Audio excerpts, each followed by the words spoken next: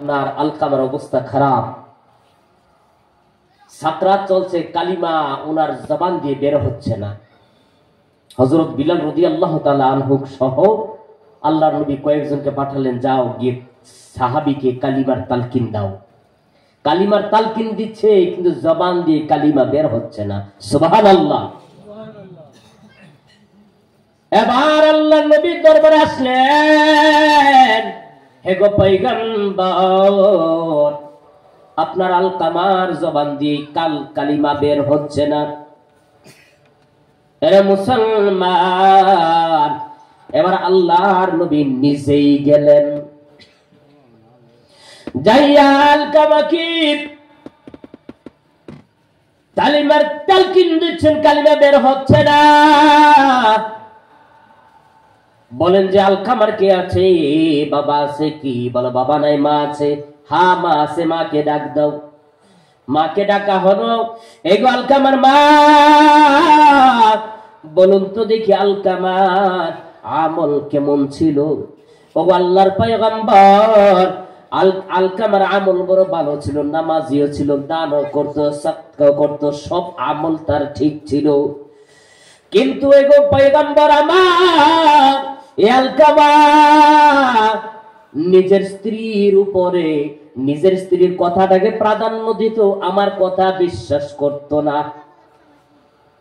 এরে নবীর উম্মতের দল, এমন সন্তান আছে মায়ের কথা, বউর কথা দুরিয়া মাকে মারে পর্যন্ত, ঠিক কিনা বলেন? আছে কি নাই? মাকে বাবাকে মারে পর্যন্ত। বলি নাউজুবিল্লাহ, জোরে বলি নাউজুবিল্লাহ। আল্লাহর নবী রাহমাতুল লিল আলামিন বলেন, রূপ পেয়ে গেছি, হে গো আলকামার মা, আলকামার জবান দিয়া কালিমা বের হচ্ছে না, দয়া করে আলকামাকে মাফ করে দেন। আমি বুঝতে পেরেছি আপনার সাথে বেয়াদবি করার পরে আলকামার এই অবস্থা। ওগো আল্লাহর পয়গম্বর, না না, আমি আলকামাকে মাফ করব না, কারণ তে আমার মনের মধ্যে বড় ব্যথা দিয়েছে। ওগো আল্লাহর পয়গম্বর, ছোটবেলায় তার বাবা মেরে মরে গেছে, আমি সন্তানকে বড় কষ্ট করিয়া লালন পালন করাইয়াছি, তাকে বড় করেছি, আজকে তার বিবির কথাকে প্রাধান্য দিয়ে আমার কথা শুনে না, অতএব তার ব্যাপারে আমার মনের মধ্যে বড় আঘাত। ও আল্লাহর পয়গম্বর, আমি আলকামাকে ক্ষমা করব না। এ মুসলমান, আলকামার মাকে বারবার বারবার বলা হচ্ছে, তারপরে মাপ দেই না। এরে যুবক, যদি মার সাথে বাবার সাথে বেয়াদবি করো, দুনিয়া বরবাদ, আখিরাত বরবাদ। এ মুসলমান, আল্লাহর নবী রাহমাতুল লিল আলামিন বলেন, ওরে সাহাবায়ে কেরাম, আলকামাকে বের করো, লাকড়ির ব্যবস্থা করো, কারণ আলকামার বেয়াদবি করার ফলে সে জাহান্নামে যাইবে। আর এই বেয়াদবির ফসল, বেয়াদবির শাস্তি আমি নবী তাকে দুনিয়াতে দিয়ে দিব। তার চতুর্দিক দিয়ে আল্লাহর কি ব্যবস্থা করো, সে জাহান্নামে জ্বলবে। অতএব আমি নবী তাকে এই দুনিয়ার মধ্যে জ্বালাইয়া পুরাইয়া তার বেয়াদবির শাস্তি দিয়ে দিব। আল্লাহর নবী যে মাত্র আলকামাকে বাইর করিয়া চতুর্দিক দিয়ে লাকড়ি দিয়েছেন, আগুন লাগাইয়া দিবেন, এমনি মা, এরে মুসলমান, মা এমন জিনিস, আপনি যদি কোথাও চলে যান, রাত্র 12টা 1টা যদি বেজে যায়, তথাপি দেখবেন সকল ঘরের দরওয়াজা বন্ধ হয়ে গেছে। যে স্ত্রীকে নিয়ে আপনি সংসার করতেছেন, স্ত্রী আপনাকে ছাড়া বাঁচে না, রাত্র গভীর হয়ে গেছে, দেখবেন স্ত্রীও দরজা লাগাইয়া ঘুমাইয়া গেছে। কিন্তু মা, রাত্র 1টা বাজুক, 2টা বাজুক, 12টা বাজুক, আর যতই বাজুক, আসিয়া দেখবে মায়ের ঘরের দরওয়াজাটা খোলা আছে, ঠিক কিনা বলেন? আসে যে মাত্র আপনি বাড়িতে পাড়া দিবেন, আরে বাবা এসে পড়েছ কি? মা আমি এসে পড়েছি। সবাই ঘুমাইয়া গেছে। আর সবাই ঘুমাইয়া গেছে। মা তুমি ঘুমাও নাই কেন? রে বাবা তোকে আমি গর্ভের মধ্যে নিয়া 10টা মাস 10 দিন আমি তোকে নিয়ে ঘুমাইতে পারি নাই। আজকে আমার গর্ভের সন্তান বাড়ির বাহিরে চলে গেছে, আমি মা কেমনে ঘুমাই? রে বাবা তোকে বাড়িতে নাই, তুই বাইরে চলে গেছ, তোকে বাড়িতে বাইরে রাখিয়া আমি মা কখনই আমার চোখ লাগবে না। সুবহানাল্লাহ।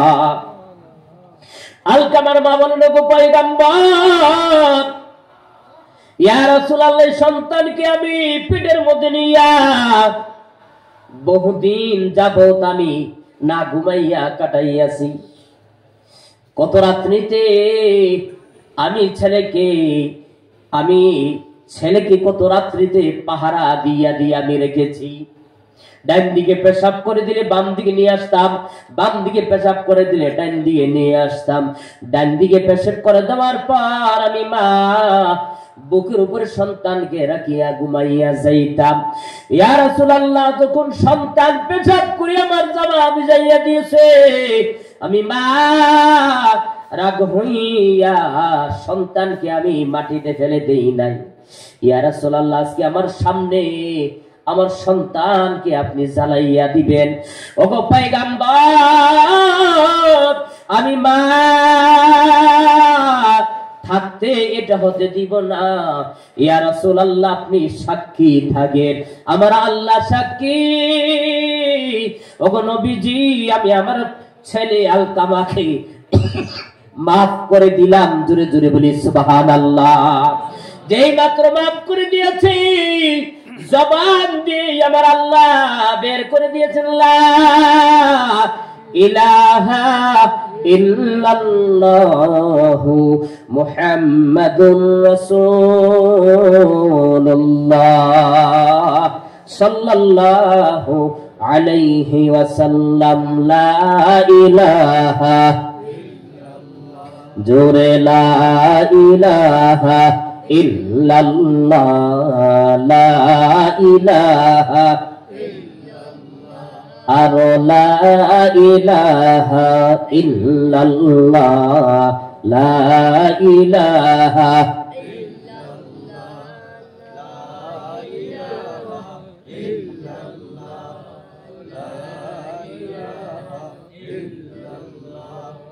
লা ইলাহা ইল্লাল্লাহ, লা ইলাহা আর লা ইলাহা লা ইলাহা ইল্লাল্লাহ মুহাম্মাদুর রাসূলুল্লাহ সাল্লাল্লাহু আলাইহি ওয়াসাল্লাম। মা যদি আপনাকে মারেও, মা যদি কোনো অন্য বিধর্মীয় যদি হয়, তারপরেও মার সাথে বাবার সাথে বেয়াদবি করা চলবে না। হযরতে আবু হুরায়রা রাদিয়াল্লাহু তাআলা আনহু নবীজির কাছে গিয়ে কেঁদে কেঁদে বিচার দিলেন, ইয়া রাসূলুল্লাহ, আমার মা একজন মুশরিকা,